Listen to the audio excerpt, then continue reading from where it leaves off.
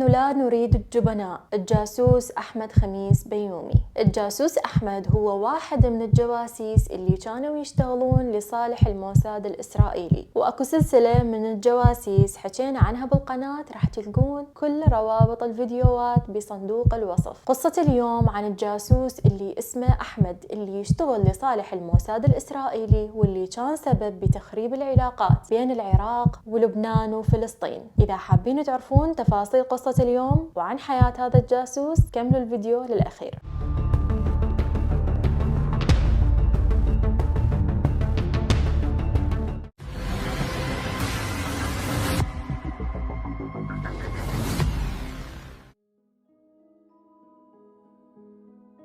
شلونكم؟ وياكم ريم. شكرا كلش هواية على دعمكم وكلامكم الحلو وتعليقاتكم الأحلى اللي كلها أقراها، ولا تنسون تسوون لايك للفيديو وتتابعون قناتي إذا بعدكم متابعين القناة. ويلا نشوف شنو تفاصيل قصة اليوم. قصة اليوم نحكي بيها عن الجاسوس اللي اسمه أحمد خميس بيومي، اللي كان لبناني الجنسية، وكان عايش وانولد بعائلة جدا ثرية، وأبوه كان مقاول من المقاولين المعروفين والكبار بلبنان. وأحمد بيومي كان ساكن ويا عائلته وعايش ويا أهله ببيت يطل على بحر، وأهله وضعهم المادي كان كلش زين، وكان أحمد هو المدلل بالعائلة، يعني كان أي شيء يريده مباشرة يصير ويقولوا له تأمر وتدلل، وكان عايش أفضل حياة ممكن أي إنسان يتمنى إنه يعيشها. وأي شيء كان يريده أو يطلبه أبوه رأسا يقول له مو تدلل. بسبب حياته الرفاهية اللي كان عايش بيها وحياة الصرف والبذخ المبالغ بيه، كان أحمد ما متحمل أي مسؤولية، وكانت حياته كلها عبارة عن سهرات ونزوات وعلاقات نسائية، يعني كان مونس نفسه ويسوي أي شيء يعجبه بفلوس بابا. بس أكيد مو كل شيء راح يبقى بحاله، لأن بيوم وليلة تغير وضع أحمد من إنسان مدلل وكان عنده بس أصدقاء يسهر وياهم وعلاقاته النسائية التي لا تنتهي، إلى فجأة حياته انقلبت 180 درجة، وصار لازم يكون هو الشخص المسؤول بالعائلة وهو اللي يصرف. طبعا هذا شيء غريب، انه هيك انسان مدلل وبحياته ما متحمل مسؤولية، فجأة بيوم وليلة لازم هو يتحمل مسؤولية عائلة كاملة. اللي صار ابوه اللي كان مدلله واللي كان مصدر فلوس إله ما تخلص وما تنتهي، توفى بسبب حادث، ووفاته كانت صدمة بالنسبة للناس كلها، بالنسبة لعائلته وحتى للناس اللي كانوا يعرفوه. بس عائلته ما انصدموا فقط لأنه أبوهم توفى بسبب حادث، الصدمة الأكبر كانت أنه أبوهم بعد ما توفى تركهم وهم غرقانين بالديون. يعني تفاجئوا هاي العائلة أنه كل هذا الصرف وكل هاي الثروة اللي موجودة عندهم هي نصها بالدين، هي عبارة عن ديون. فبعد ما توفى هذا الأب ترك العائلة غرقانين بالديون، ويحاولون يرتبون وضعهم ويحسنون عيشتهم ويحاولون بس يسددون ديون العالم. وفجأة أحمد بيومي صار هو المعين لعائلته، وصار هو اللي لازم يتحمل مسؤولية. وهو حاليا بهاي الفترة كان لا عنده لا شغل ولا عمل ولا عنده أي مصدر للفلوس، لأن مثل ما قلت لكم هو كان ما يشتغل ولا يتحمل أي مسؤولية، وكل الفلوس اللي كان يحتاجها ياخذها من أبوه. فهسه حاليا هو صار بموقف جدا صعب، إنه شلون إنسان عايش طول حياته هيك فجأة بيوم وليلة لازم يصير شخص مسؤول، ولازم هو اللي يتحمل المسؤولية. أصدقائه اللي كانوا يطلعون وياه وكانوا دائما موجودين وياه بالسهرات فجأة اختفوا وتركوه لأن حاليا هو صار مفلس. وحتى البنات اللي كانوا يعرفوه هم تركوه لأنه هو صار مفلس. ومو بس هيك، هو همينه حاول يبتعد عن أصدقائه حتى ما يشوفوه هو وبهاي الحالة.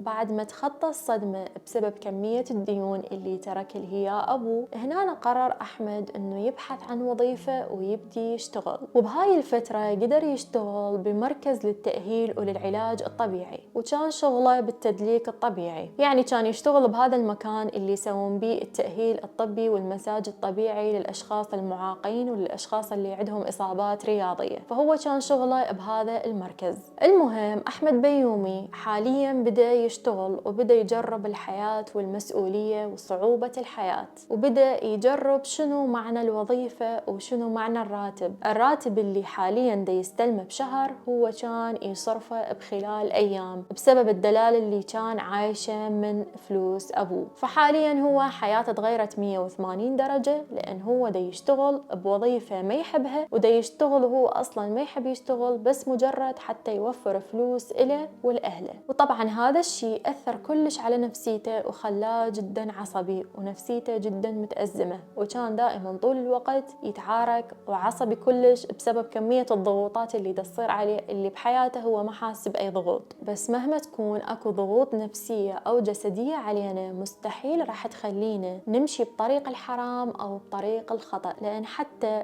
من إحنا نكون مضغوطين بالشغل أو مضغوطين من علاقة معينة مستحيل راح نتصرف تصرف خطأ، راح يبقى عقلنا موجود ويبقى عقلنا يفكر، وراح نعرف نبقى نختار بين الصح والخطأ. المهم بيوم من الأيام أكو امرأة كبيرة بالسن كانت جنسيتها أرمينية. هاي الامرأة راحت لهذا المركز العلاج الطبيعي اللي يشتغل بيه أحمد بيومي. طبعا هاي المرأة كانت جدا مرتبة وجدا أنيقة ومبين عليها جدا ثرية. فأول ما دخلت هذا المركز شافت أحمد موجود وحاولت تحكي وياه وتسأله. أول ما شافت أحمد سألته عن الخدمات اللي يقدموها بداخل هذا المركز، بس قالت له أني بنتي عمرها 9 سنوات اسمها غريس، بس بنتي معاقة وما تقدر تتحرك، فيعني الموضوع حيكون جدا صعب إنه أني يوميا أجيبها إلى المركز حتى تتعالج بالعلاج الطبيعي. فممكن أكو شخص من عندكم أو أكو شخص بالمركز يقدر يجي للبيت هو اللي يسوي لها العلاج طبيعي، وراح ياخذ أكيد مبلغ أكثر من اللي دا ياخذه بالمركز. فأحمد بيومي شاف هاي فرصة مستحيل راح يقدر يفوتها، خاصة إنه هو حاليا دا يشتغل حتى بس يحصل أكبر عدد من الفلوس. فمباشرة وافق، وهو اللي عرض خدماته على هاي الامرأة الثرية وقالها أنا يوميا أجي للبيت وأسوي علاج طبيعي لبنتك الصغيرة. مباشرة هاي المرأة الثرية فرحت بهذا الاقتراح وانطته مكان البيت وقالت له أنا باكر أنتظرك. ثاني يوم أحمد راح المكان هذا البيت وتفاجئ بكمية الثراء وفخامة البيت اللي كانت عايشة بيه هاي المرأة. وبعدها صار يوميا أحمد بيومي يروح يسوي علاج طبيعي للطفلة كريس. وبيوم من الأيام وأثناء ما أحمد بيومي كان موجود بداخل بيت كريس ودا يسوي لها علاج طبيعي، اجا أخو هاي الامرأة المسنة اللي اسمه كوبليان وعرف نفسه لأحمد بيومي. كوبليان كان هو تاجر ذهب وجاي حتى دا يزور أخته، وصدفة صار إنه التقى بأحمد بيومي فعرف عن نفسه وظلوا يسولفون. وأثناء ما دا يسولفون أحمد بيومي قرر يشكي لهذا التاجر الذهب ويقول له عن كل الأزمات اللي هو دا يمر بيها حاليا، وظل يسولف له شلون حياته بيوم وليلة كلها تغيرت بسبب ديون أبوه، وشلون أحمد دا يحاول يلقى أي فرصة حتى بس يحصل مبلغ من الفلوس أكثر من اللي هو دا يحصله. طبعا أحمد بيومي كان دا يسولف ومندمج بالسوالف ومستمر، بينما هذا تاجر الذهب كوبليان كان تحسوه بعالم موازي تماما، كان صافن وأصلا تحسون باله بغير مكان، لأن حرفيا بينما أحمد كان دا يسولف عن معاناته كوبليان دا يفكر بشي ثاني تماما. وفجأة كوبليان هذا تاجر الذهب سأل أحمد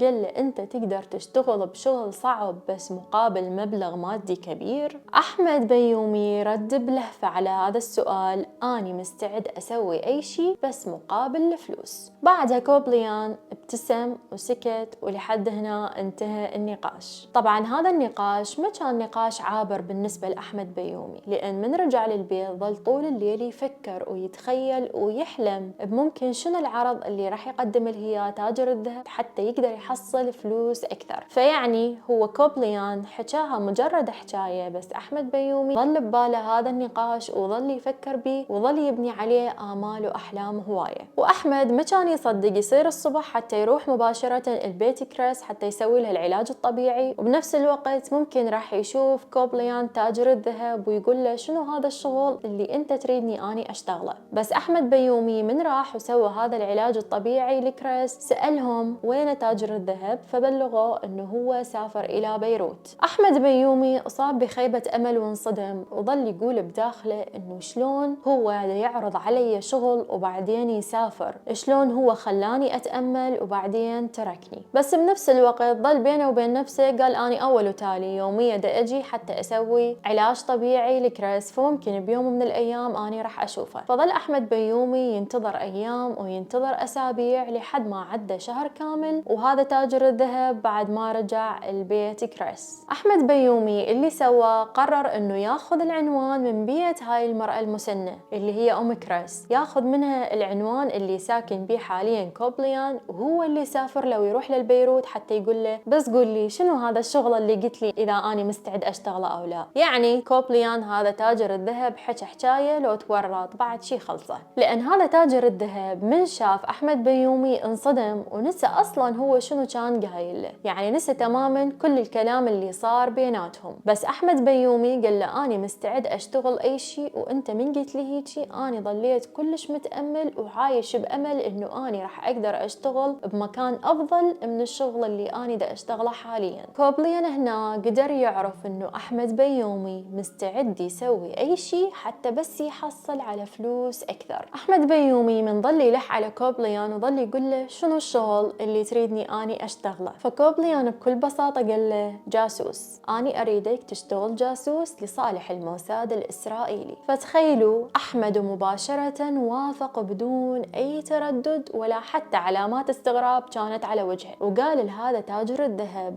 أني مستعد أسوي أي شيء على مود الفلوس حتى لو وقفت ضد بلدي لبنان. يعني بس تخيلوا هو على مود الفلوس عنده استعداد كل شيء يسوي. بالبداية كوبليان هذا تاجر الذهب انطل أحمد بيومي $5000 كدفعة أولى، قال له حتى تروح ترتب بيها وضعك وتتونس بيها وحتى تسكن بمكان زين. وكوبليان هذا تاجر الذهب قدر يعرف إيش قد أحمد بيومي ضعيف قدام الفلوس ومستعد يسوي أي شيء بس واحد راح ينطيه مبلغ زيادة أكثر. الموساد الإسرائيلي بهاي المرحلة تكفلوا بكل مصاريف أحمد بيومي. أول شي سووه أجروا له مكان وشقة جدا فخمة ببيروت وقعدوا بيها، ومو بس هيك ظل كل ما يحتاج مبلغ من الفلوس هم ينطوه هذا المبلغ من الفلوس، ورجع يعيش حياته نفسها اللي كان عايشها من كان أبوه عايش. يعني رجع لأيام السهر وأيام الكازينو وأيام العلاقات النسائية، ورجع لنفسهم أصدقائه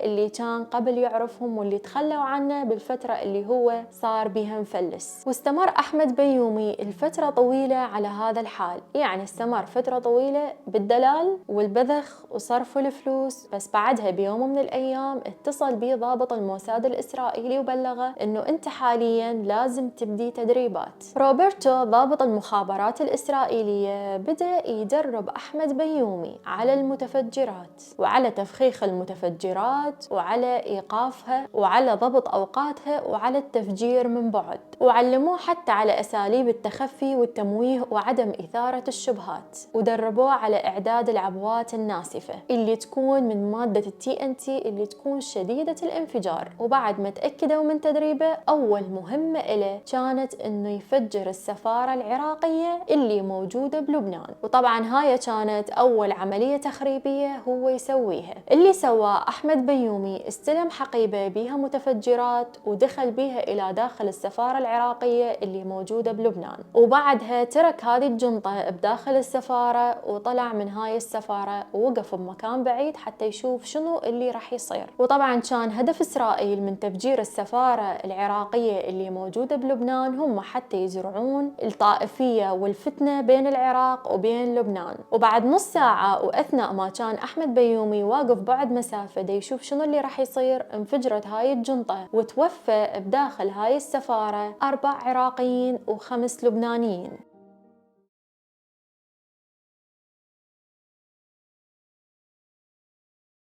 يعني هو ما قتل بس 4 عراقيين اللي هو من بلد مجاورة إله، لا قتل حتى أشخاص من نفس بلده ومن نفس دمه قتلهم. طبعا أحمد بيومي هاي كانت أول مهمة يسويها، وأول ما شاف هذا الانفجار اللي صار والناس اللي انقتلوا مباشرة هو هرب، وكان خايف ومتوتر وبقلق مو طبيعي، ورجع مباشرة إلى شقته. فأول ما دخل للشقة لقى الضابط الإسرائيلي روبرتو هناك ينتظره، بس هذا الضابط الإسرائيلي العسكري من شاف أحمد بيومي خايف ومتوتر وقلق بسبب أول مهمة هو سواها، مباشرة شنو سواله؟ ضربه راشدي وقال له إذا استمريت بهاي الطريقة إحنا راح ننكشف ونحن لا نريد الجبناء، على أساس اللي دا يسووه هم بطولة. هنا أحمد بيومي ظل يفكر بينه وبين نفسه إنه هو إذا يظل بهذا الخوف معناها بعد ماكو فلوس، فلازم يقوي قلبه ويظل يستمر بهاي الجرائم اللي هو دا يسويها وبهاي العمليات التخريبية بس حتى يحصل فلوس أكثر. ثاني يوم الضابط روبرتو كان خايف من أحمد ويحسه راح يفضحهم، لأن هو بعده متوتر وخايف ومرتبك، وكان طول الوقت دا يراقب تصرفاته ويراقب ردة فعله. من فتح التلفزيون وطلع الأخبار وشاف موجود بالأخبار الحادثة اللي صارت، فظل يراقب وجه أحمد إذا مبين عليه توتر أو خوف. بس أحمد بيومي كان دا يحاول إنه يتماسك أعصابه ويبين نفسه إنه هو ما مهتم للجريمة اللي سواها. وظلت هاي عمليات التخريبية مستمرة، وبعد أكثر من عملية أحمد بيومي صار خبرة بالموضوع وصار الوضع عنده جدا طبيعي. بيوم من الأيام زار الهاي الشقة صديقة اسمه جميل. هذا صديقه جميل يشتغل مدرس بمدرسة، بس هذا جميل انطرد من هاي المدرسة بسبب حالات الاعتداء، يعني حتى صديقه تعبان مثله. يعني هذا صديقه جميل كان يعتدي على الأطفال والطلاب اللي يدرسهم، فبسبب هذا الشيء طردوه من المدرسة. فاجا يوم صديقه أحمد بيومي التحفة وظل يسولف له ويقول له إنه أنا انطردت وأنا حاليا قاعد بلا شغل وأنا أريد شغل، وأقول لك أنت شلون بيوم وليلة بعد ما صار وضعكم المادي مو زين رجعت قعدت بشقة كلش حلوة وفاخرة وأنت حاليا عندك فلوس مو طبيعية؟ ليش ما تشغلني وياك وبس قول لي شنو هذا الشغل اللي أنت دا تشتغله واللي دا يجيب لك كل هاي الفلوس؟ أحمد بيومي هنا سوى بالضبط مثل اللي سواه كوبليان تاجر الذهب. أحمد بيومي استغل حاجة صديقه جميل إلى الفلوس وعرض عليه إنه يشتغل جاسوس لصالح الموساد الإسرائيلي. جميل لأن هو هم تحفة مثل صديق أحمد بيومي تحفة، فمباشرة وافق على هذا الشغل اللي هو يكون جاسوس لصالح الموساد الإسرائيلي. بس جميل كان أكثر ذكاء وأكثر فطنة من أحمد بيومي، لأن مباشرة وبسرعة قدر يتدرب وقدر يتعلم على كل شيء كانوا يعلموه إله، وحتى الاستخبارات الإسرائيلية كانوا منبهرين به بسبب سرعة التعلم اللي كان دا يتعلمها. وبهاي الفترة بدأ أحمد بيومي هو وجميل بعملياتهم التخريبية سوا.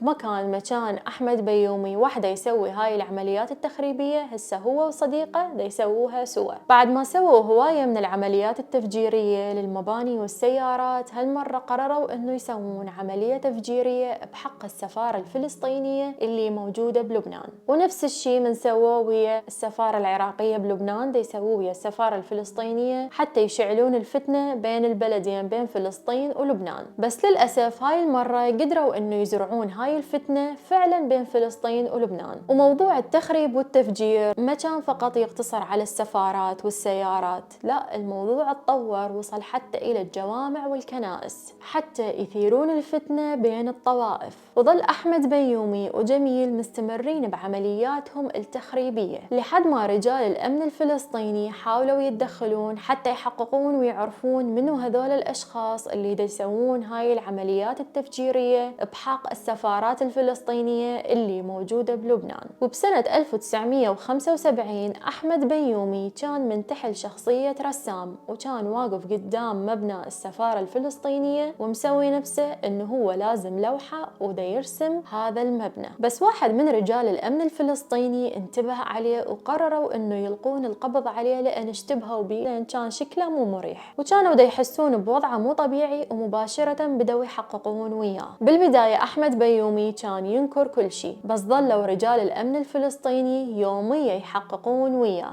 لحد ما وصلوه لمرحلة إنه يمللوه وإنه هو يعترف. وظلوا يستخدمون وياه أساليب التخويف وأساليب التعذيب لحد ما أحمد بيومي قرر يعترف بكل الجرائم اللي سواها. ومو بس هيك، حتى اعترف على الضابط الإسرائيلي روبرتو وعلى صديقه جميل. بعدها قدروا الشرطة يلقون القبض على جميل، بس الضابط روبرتو قدر يهرب وما لحقوا حتى يلقون القبض عليه. فلسطين بهاي الفترة طلبت بتسليم أحمد بيومي وجميل لهم حتى هم اللي يحققون وياهم، بس لبنان رفضت هذا الشيء وطلبوا إنه يبقون هم اللي يتحققون وياهم ومحاكمتهم تبقى بلبنان. وقبل المحاكمة الأولى توفى جميل أثر سكتة قلبية، وتخيلوا الصدمة بسبب الحرب الأهلية اللي صارت بلبنان انحكم على أحمد بيومي بالسجن لمدة 10 سنوات فقط. يعني أحمد بيومي اللي سوى عمليات تفجيرية فظيعة، واللي سوى عمليات تفجيرية بحق الكنائس وبحق الجوامع وبحق السفارة العراقية وبحق حتى السفارة الفلسطينية. يعني هو زرع الفتنة بين العراق ولبنان وبين فلسطين ولبنان. هذا كله مو كافي إنه هو ينحكم عليه بالإعدام أو بالسجن المؤبد، لا، تخيلوا فقط حكموه 10 سنين. يعني أحمد بيومي بعد ال10 سنين طلع من السجن وعاش حياته طبيعي. أنا هنا أسأل سؤال واحد، هو لهالدرجة حياة الناس اللي توفوا كانت رخيصة بحيث الحكم بحقه بس 10 سنين؟ طبعا بعد انقضاء مدة محكوميته طلع من السجن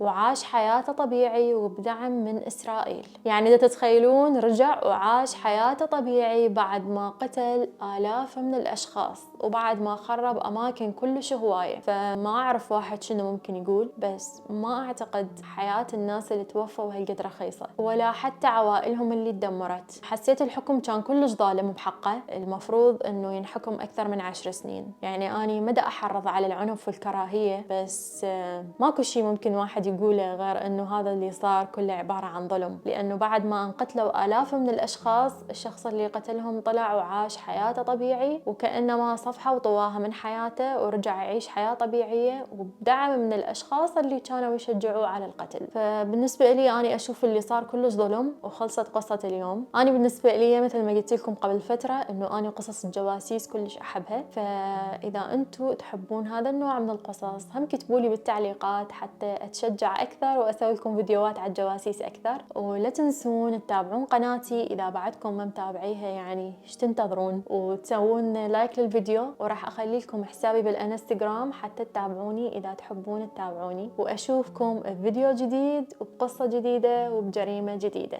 باي.